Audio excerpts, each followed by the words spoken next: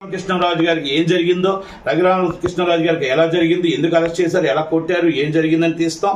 అలాగే వైఎస్ వివేకానంద రెడ్డి గారిని ఎలా మర్డర్ జరిగింది, ఎలా జరిగింది, ఎందుకు చెప్పలేకపోతున్నారు, ఈ రాష్ట్రం ఎందుకు ఇలా అధోగతి పాలైపోయింది, 4 సంవత్సరాలు ఈ కష్టాల నుంచి ఎందుకు ఇంత కూరుకుపోయింది, ఎక్కడ అరాచకాలు జరుగుతున్నాయని తీసే 1 hour ప్రోగ్రామా, 2 hours ప్రోగ్రామా, అది ½ an hour ప్రోగ్రామా, దాన్ని సరిపెట్టడానికి ఎలక్షన్ నియమావళికి ముందే చేయడానికి మా ప్రయత్నం మేము చేస్తాం. కాకపోతే ఆ సినిమా రిలీజ్ అయిన తర్వాత ఆ సినిమాని రేపు టికెట్ తీసి నేను చూసుకున్నాక నేనేం తీయాలనేది తీస్తాం, కంపల్సరీ తీస్తాం. ఆయన ఒక డైరెక్టర్ అండి, ఆయన డబ్బులు ఇచ్చారు, సినిమా తీస్తున్నారు. ఆయన వైసీపీ కార్యకర్త ఏం కాదు కదా, ఆయన వైసీపీ కార్యకర్త అని చెప్పట్లేదు కదా. నాకు డబ్బులు ఇచ్చారు, నేను సినిమా తీస్తున్నాను, డబ్బులు ఇచ్చి తీసుకున్నాం, కంపల్సరీ సానుభూతి పనులు తీస్తారు, కంపల్సరీ తీస్తారు. ఇప్పుడు టీడీపీ సానుభూతి పనులు టీడీపీ వాళ్ళు తీస్తారు, వైసీపీ సానుభూతి వైసీపీ తీస్తారు, ఎవరికి వాళ్ళు సినిమా తీస్తారండి. సినిమాని చూసి ఓట్లు పడతాయి, సినిమాని చూసి జనాలు వచ్చి ఓటేస్తారు అనేది రోజులు పోయాయి. లక్ష్మీ ఎన్టీఆర్ సినిమా రిలీజ్ అయింది, ఎన్ని సీట్లు వచ్చాయండి ఎక్స్ట్రా? ఏమైనా వచ్చాయా, ఏమైనా పోయాయా? దాంట్లో జనాలకు అర్థమైపోయిందండి. ఇప్పుడు సోషల్ మీడియా మీరు ఆన్ చేస్తే ఇప్పుడు మొత్తం టోటల్గా ఆయన 2009 నుంచి అరెస్ట్ చేసింది, 2010 ఇప్పుడు అరెస్ట్ చేసింది, అక్కడి నుంచి అన్నీ కూడా చరిత్ర అంతా సోషల్ మీడియాలో ఉంది. ఇక సోషల్ మీడియాలో మనం అన్ని చూసేసిన తర్వాత మనం ఇంక దాంట్లో మన సినిమాలో ఏం చూస్తాం, 150 రూపాయలు టికెట్ ఇచ్చి థియేటర్కి వెళ్ళి చూసే అంత జనాలు ఉన్నారండి ఈ రోజుల్లో. పెద్ద పెద్ద సినిమాలకే చూడ సలార్ లాంటి సినిమా 4వ రోజు సినిమా కలెక్షన్స్ లేవు. ఎందుకు లేవు? జనాలు వచ్చి అంత ఓపిక లేదండి. ఈరోజు ఎవరి పని ఎవరి ఇంట్లో బాధ, ఎవరి కష్టాలు అనుకున్నాయి. ఇప్పుడు పని చేసుకుంటే, ఈరోజు పని చేసుకుంటే డబ్బు వస్తుంది, అంతేగాని మనం సాధారణ ఖాళీగా ఉండి థియేటర్కి వెళ్తే ఏమొస్తుంది? అందుకనే ఆర్జీవీ తీసి ఉండొచ్చు కదా, అంటే సినిమాల్ని సినిమాగా చూడట్లేదు ఎంటర్టైన్మెంట్గా, కాబట్టి దానికి ఒక పొలిటికల్ ఇది చేద్దామనే ఉద్దేశంతో వచ్చి ఉండొచ్చు. పొలిటికల్గా చూసిన సినిమాలు ఏమొస్తాయి చెప్పండి? మార్నింగ్ షో ఫుల్లు, మ్యాట్నీ నీళ్ళు, మరుసటి రోజు మొత్తం టోటల్గా సినిమా పోవాలి అంతే. ఏ సినిమాలు వస్తాయి చెప్పండి? నేను ఇప్పుడు కూడా చెప్తున్నాను, అంటే ఒకటి మనం సినిమా రిలీజ్ అయిన తర్వాత ఎలా ఉంటుంది ఏంటని మన సినిమా నిర్ణయం చెప్పగలం. ఇస్ ద పొలిటికల్గా అయితే నేను జనాలు రారు అని మాత్రం నేను చెప్తాను. మేము సినిమా తీస్తాం, అందుకే మేము థియేటర్లో రిలీజ్ చేయడానికి సాహసించాం. మేము చెప్తున్నాం కదా, థియేటర్లో చేయవు.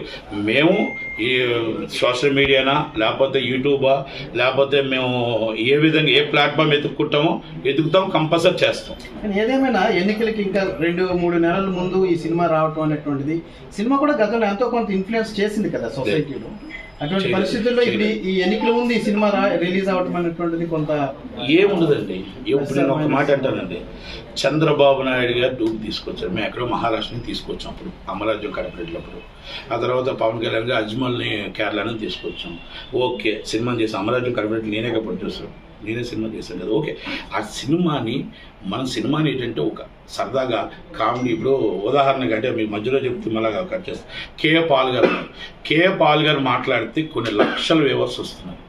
ఆయన ఓట్లలో నించుంటే ఎందుకు 1500 ఓట్లు వచ్చాయి? 2 విషయాలు. ఇప్పుడు నేను మాట్లాడుతున్నాను, కొన్ని లక్షల మంది ఈరోజు నేనేదో మన పల్లవి ప్రశాంత్ మాట్లాడితే ఇంకోటి మాట్లాడితే లక్షల మంది చూస్తున్నారు. నేను నించుంటే 10 ఓట్లు పడతాయా? అంటే నేను ఎందుకు మాట్లాడుతున్నానంటే, నేనే నవ్వచ్చు, మీరే నవ్వచ్చు. ఈజ్ ద సోషల్ మీడియా వేరు, ఇక్కడ పొలిటికల్ వేరు. ఒక ఎర్రంనాయుడు గారు, ఒక అచ్చెన్నాయుడు గారు, ఒక రామ్మోహన్ నాయుడు గారు, లేకపోతే ఒక బందాలం అశోక్, ఒక సిదిరి అప్పలరాజు అవ్వచ్చు, లేకపోతే గౌతురాచన గారు అబ్బాయి శివాజీ గారు అవ్వచ్చు, వాళ్ళంతా తాతల ముత్తాతల నుంచి అక్కడ జనాల్లో ఉదయం లెగిస్తే జనాల్లో ఉండి వాళ్ళు ఓట్ బ్యాంక్ పలానా ఎవరు అంటే మీరు పలానా శివాజీ గారికి వేస్తాం, పలానా మీరు ఎర్రనాయుడు గారికి వేస్తాం. అలాగా ఆ ఓటు రిలేషన్షిప్ అండి. ఇప్పుడున్న వాళ్ళకి ఎమ్మెల్యేలకి ఏం తెలుసండి? ఎమ్మెల్యే అయిన వెంటనే 3 పిఏలు పెట్టామా, వాళ్ళు పిఏ మనం కలిసేటప్పుడు ఎమ్మెల్యే కలిసేటప్పుడు నెల అవుతుంది, చీఫ్ మినిస్టర్ దాకా వదిలేయండి. ఈ 3 పిఏలు మనకు దొరికేటప్పటికి 3 నెలలు అవుతుంది. అంటే ఎప్పుడైతే మీరు ఎమ్మెల్యే గెలిచి పిఏని పెట్టుకున్నారో ఆ రోజు మీ వాటి మీద డిసైడ్ చేశారు జనాలు.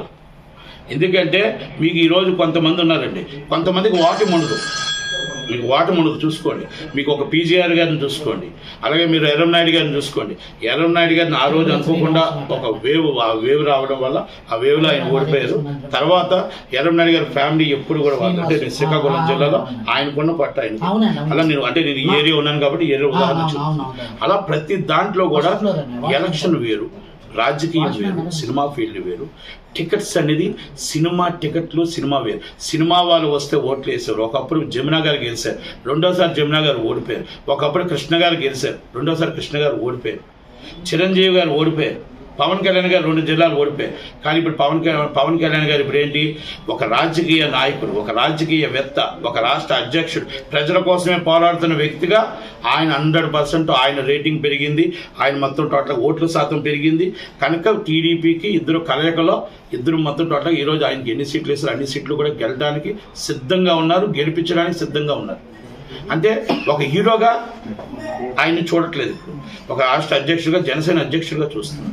అందుకే చిరంజీవి గారిని కూడా మనం ఒక జిల్లాలో ఓడిపోయిన అంటే హీరోగా జనాలు వస్తారండి, హీరోగా లక్షల మంది వస్తారు, అది అందరూ ఓట్లుగా మలుచుకోగలగాలి, అది మనం బూత్ దాకా తీసుకెళ్ళగలగాలి. ఇది నేను ఎన్నోసార్లు మీకు యూట్యూబ్లో కూడా అన్నీ చెప్పాను. ఎందుకంటే జనాలు వచ్చిన వాళ్ళని మన ఓట్లుగా మలుచుకోవడానికి, బూత్ మేనేజ్మెంట్ చేసుకోవడానికి మాకు 89, 87లో బూత్ మేనేజ్మెంట్ చాలా కష్టం ఉంది. ఒక బూత్కి 700 మంది ఓట్లు ఉంటారు, దానికి 10 మంది ఉంటాం. అప్పట్లో 10 మంది, ఇప్పుడు 25 మంది కావాలి. ఆ 10 మంది ఎలా రివ్యూ చేసుకోవాలి, ఎన్ని క్యాస్ట్లు ఉన్నాయి, ఆ క్యాస్ట్లో ఎవరెవరు ఉన్నారు, ఎవరు ఇంతకుముందు ఓటు ఉన్నారు, ఎవరు ఇప్పుడు ఓటు ఎవరికి వేస్తున్నారు, ఆ ఓటు ఉన్న వాళ్ళని వదిలి మనం ఎలా మలుచుకోవాలి, అవన్నీ మనం చేసుకొని ఆ ఇంట్లో దగ్గరికి ఒక నెల ముందో 2 నెలల ముందో వెళ్ళి ఆ ఓటు డైరెక్ట్గా తీసుకెళ్ళి ఓటు వేయించారంటే అదే బూత్ మేనేజ్మెంట్ చాలా కష్టంగా చేయించుకోరావాలి. అంతే తప్ప ఇక్కడ మీటింగ్ పెట్టేసాం, ఈ రోజు మీటింగ్ ఈ రోజు నేను ఇక్కడ ఏదో ప్రెస్ మీట్ పెట్టాను, ఈ ప్రెస్ మీట్ పెడితే నట్టుకుమార్కి ఓటు పడుతుంది, లేకపోతే ఇంకోళ్ళకి ఓటు పడుతుంది అంటే పడదండి. ఇప్పుడు అదే మీకు చెప్పాను, సినిమా ఫీల్డ్లో కూడా మీరు సినిమాలు తీస్తే ఓట్లు వేస్తారనేది మర్చిపోండి, సినిమా హీరో వచ్చి మీకు చెప్తే ఓటేస్తారని మర్చిపోండి. సినిమా హీరో వస్తే ఒక ప్రభావం ఏముంటుందంటే ఆ ప్రభావం కొంత ఆ ఫ్యాన్స్ మీద, వాళ్ళ మీద వెళ్ళి వాళ్ళ తల్లిదండ్రులకు వాళ్ళు చెప్పి ఈ ఓటుని ఓటుగా మలచగలగాలి. ఆ ఓటుగా మలచగలిగితేనే మనకు ఓటు పడుతుంది తప్ప ఈ రోజు 1,00,000 మంది నాకు వచ్చారు, 1,00,000 మంది ఓటేస్తారంటే పీఆర్పీలో ఆశపడినట్టు ఉంటుంది. పీఆర్పీలో 210 సీట్లు మనకు వచ్చేస్తున్నాయి. Subscribe. Please subscribe. Subscribe. Subscribe. Subscribe. Subscribe. Please do subscribe. Please do subscribe. Please subscribe.